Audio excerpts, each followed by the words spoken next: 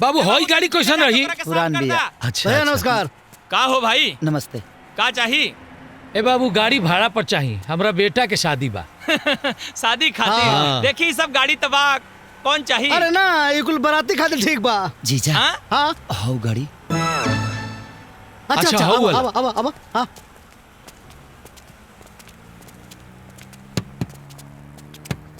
ये गाड़ी तो ठीक बा बाबू, यह गाड़ी देता।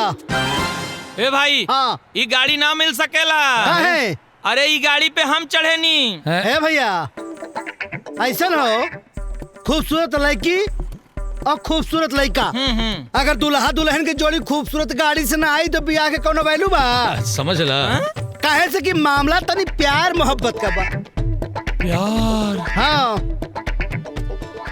प्यार तो हम कैले रहनी है भाई भाई अगर वो प्यार कैले होखे तब प्यार के मरम बुझबे करब। हाँ। अब अपना इमोशन के भीतर दाबी आ दे दी हमारा के चाबी।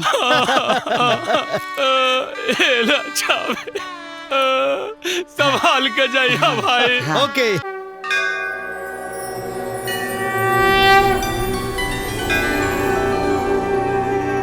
ओम नमः शिवाय ओम नमः शिवाय ओम नमः शिवाय ओम नमः शिवाय ओम नमः शिवाय ओम नमः शिवाय ओम नमः शिवाय ओम नमः शिवाय ओम नमः शिवाय ओम नमः शिवाय। भगवान के नाम पे कुछ दे दा बाबा। अरे चला। बाबा के नाम पे दे दा। भगवान के नाम पे दे दा ये तू छोड़ के दे बा, भगवान तू के ढेर कर दिया। अरे बाप रे सोना के सिकड़ी। अरे बाप रे।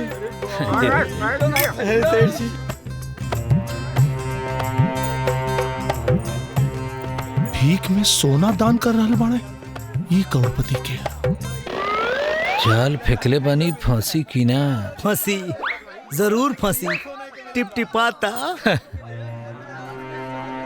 बस चारा इसे डालत रही। ए कंबल बांटो कंबल। हाँ चल। मिठाई मिठाई सब दे दो। ओके। ई बाड़े सेठ अमीर चंद। अमीर चंद जी की जय। अमीर चंद जी ओम शंभू ओम शंभू। सेठ अमीर चंद जय बाबा। बहुत बड़ करोड़पति बा। जय जय भोले शंकर। ओम नमः शिवाय। ओम नमः शिवाय। महाराज हई प्रसाद चढ़ा दे जाओ। ओम नमः शिवाय। नमः शिवाय। ओम नमः शिवाय। ओम नमः शिवाय नमः शिवाय। जजमान आए कुछ भगवान के नाम पे चढ़ाए ना। अरे महाराज का बात करतनी, परमेश्वर तो सबसे बड़ा दानी हूँ। हाँ वो तो सबका के दिले, जी। संसार के उहे दिले बड़े, हमरो के इतना दिले बड़े। अरे महाराज वो तो ढोंग ही लोग दान देवे के ढोंग करेला। भगवान हमरा के इतना देले, सब कुछ देले, लेकिन बस एगो लक्ष्मी खानी बहू दे देते। पता ना कौना गलती के सजा दे रहा। हाँ। अगर हमरा के भगवान एगो बहू दे देते तो हमार धन दौलत हमरा बेटा के संभालित ना। ओम नमः शिवाय। Don't worry father in law, आपकी फरियाद गॉड ने बहुत अच्छी तरह से सुन लिया है और बहुत जल्द आपको एक सुंदर सुशील ब्यूटीफुल बहू मिलने वाली है। ओके। नो नो नो नो नो आइए चलिए, भोले बाबा है सब ठीक करेंगे। अमीर चंद जी की जय। अमीर चंद जी की जय। अरे ई तो सोना चल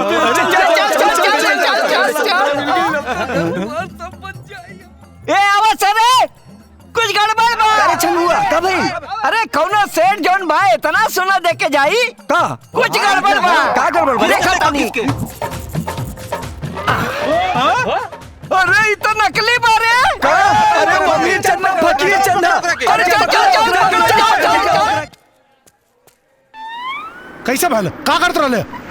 अब घरे कैसे जाइब हम? तो लापरवाही बहुत बढ़ गई। Oh mental man, gentleman, what happened? कहा क्या हुआ? जी गाड़ी पंचर हो गई। Oh don't worry, I am Hari. दाल भात करी। अरे भाई, दाल भात कड़ी। अरे यार आप अंग्रेजी में बात करते हैं, उनको हिंदी आती है, हिंदी में बात करिए। दरअसल ये कहना चाहते हैं कि आपकी गाड़ी पंचर हो गई है तो कोई प्रॉब्लम नहीं, आप मेरी गाड़ी में आ जाइए, हम आपको छोड़ देंगे। अच्छा अच्छा जी आइए आइए, मैं पीछे बैठ जाता हूँ, आप लोग बैठकर बात गाड़ी करिए। लेके घर पे आ जाओ। कोई हाँ? बात ठीक है नहीं, मालिक। मैं तो ठीक है पीछे ना? बैठ सकता हूँ। अरे मिलेगा मिलेगा फिर मिलेगा डबल। दोबारा। ये भिखारी लोग भी, इनको हम लोग दान देते रहते हैं, पागल हो गए। आप वैसे आपका नाम क्या है? जी सूरज भान Singh. Good night, good night. Right right. एक बात पूछी, रघु लोगन के बुरा न लगे थे? Not good, not. रघु रहे नहीं कहाँ? एस्टिंग, भेस्टिंग, रेस्टिंग, टेस्टिंग, जबान शिमला, इंग्लैंड, मातृभूमि। इंडिया। मतलब ये कि विश्व का ऐसा कोनो देश ना हो जहाँ इनका बंगला ना हो। वैसे लंदन में मूलतः रहते हैं और हिंदुस्तान की धरती से लंदन घुमा में प्यार। कहाँ? लंदन में France, Japan, China and Singapore. Chinatown. जी जी जी जी। बाप रे। लेकिन दानवान का बड़ा शौक है रघु लोगन के। बहुत बहुत। बताइए, माय बताइए। Account Singapore and Swiss bank में। हर चीज ओपन नहीं करते, वैसे बहुत पैसा है इनके पास, विदेशों में बहुत है, इसलिए दान दहेज बहुत करते हैं। इतना बाप बड़ रे। मनई भइला के बाद भी आप लोग दान धर्म में विश्वास करें नहीं सुन के। दिल दान धर्म खातिर तो दिल बड़ा होना चाहिए। रघु लोगन के बिजनेस कहा लेकिन हर तरह का बिजनेस बिजनेस मतलब कुछ ऐसा है ही नहीं जिसका बिजनेस नहीं हो उनके फिर पास। भी जैसे मतलब कहा रघु मतलब लोग के ट्रक, मोटर गाड़ी, साइकिल। अरे गोपाल बेटा, पिता। अरे गोपाल गाड़ी रुकना।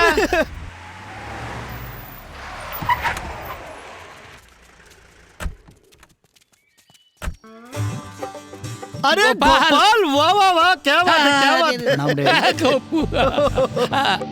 सूरज भान सिंह जी, माय सन। हु आर यू अंकल? हेलो। हाय। नमस्ते। अरे खुश रहा। देखा, विदेशों में रहकर भी मेरा बेटा संस्कार नहीं भूला है। अरे वो तो देख रहा बानी, आश्चर्य होता। बहुत अच्छा। अरे वो करे नहीं का? इधर पट उधर पट। Export import.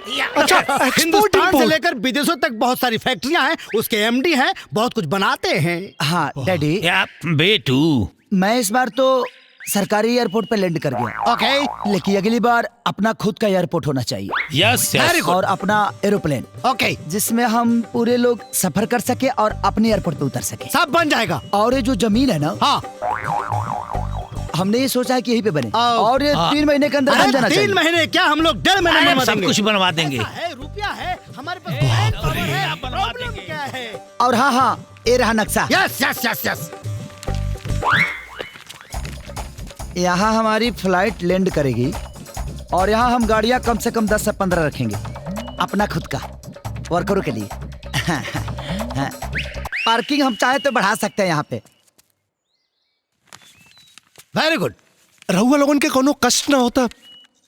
एक बात कहल चाहत रही। बोली बोली बोली बोली बोली। पासा में हमार घर बा, अगर चल के एक कप चाय पी लेती तब हमार। नो नो नो नो। ओहो, तो आप हमारे एहसानों का बदला चुकाना ना चाहते ना ना, हैं? ऐसा कोनो बात नहीं के। वो तो हमारा हृदय में बात आई ला और कह देनी है। ओके। बाबूजी, ऐसे भी आपने तमाम लुंगे लफच्चों और भिखारियों की इच्छा पूरी कर ही दी है, अब इनकी भी इच्छा पूरी कर ही दीजिए। Please daddy. ओके। धन्यवाद बहुत बहुत। 1 मिनट।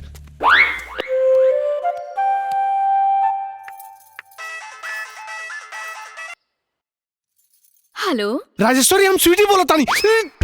राजेश्वरी, हम सूरज भान बोलत तानी।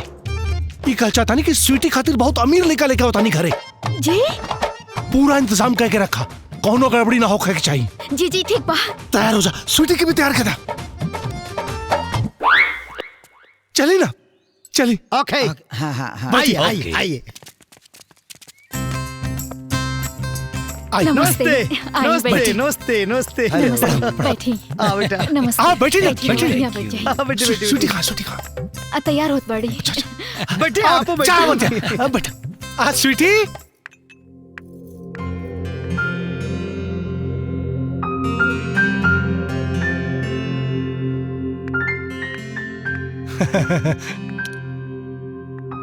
चाय।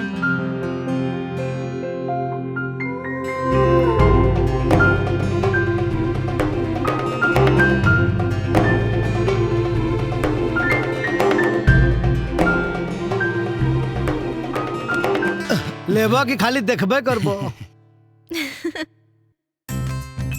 रख दा, हमने चाय बाद में पियल जाई। हाँ। बहुत बढ़िया, बहुत बढ़िया। ऐसे तो मैं चाय नहीं पीता, लेकिन आपके हाथ से पिया तो बड़ा मजा आया। वेरी स्वीट, आई लाइक छम छम। बहुत अच्छा, बहुत छम अच्छा। छम। हाँ, एडवांस अंग्रेजी। हाँ, अरे साले साहब लंदन और अमेरिका से रिसर्च करके आयल बाने नु। अच्छा छम छम मतलब चम चम। चम चम। चलिए बहुत खुशी भइल की रउआ के हमरा बहन के हाथ के चाय पसंद आ गई है। पसंद? अरे एक बात बताएं सूरज भान बाबू। हाँ हाँ बोलिए। राउर जौन बहन है नु बड़ी खूबसूरत है। अरे जौना घर के दुल्हन बनेगी नु हाँ घर का तकदीरें बदल जाएगा। अरे महाराज बड़प्पन है आपका। एक बात हम कहब। हाँ अरे गोपाल बाबू हाँ जौना घर का दामाद बनी है अरे वो घर तो स्वर्ग हो जाई महाराज है। बहुत अच्छा हमारा बेटा लाखों में एक है। लाखों में नहीं करोड़ों करोड़ों में में एक है। रउआ बेर बेर ऐसे ऐसे का करेनी। एक्चुअली लंदन में पियानो बजाते थे। अच्छा पियानो। अरे महाराज है पियानो। मतलब हम अगर आज्ञा हो तो कुछ कहीं।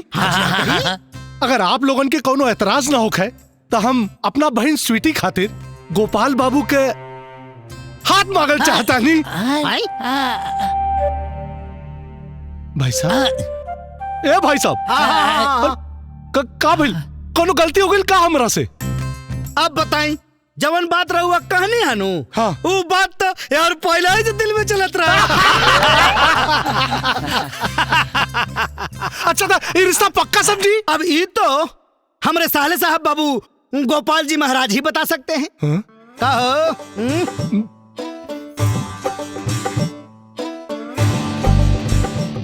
हेलो बोलबो। I I am agree. Are you agree? You are angry? You are angry.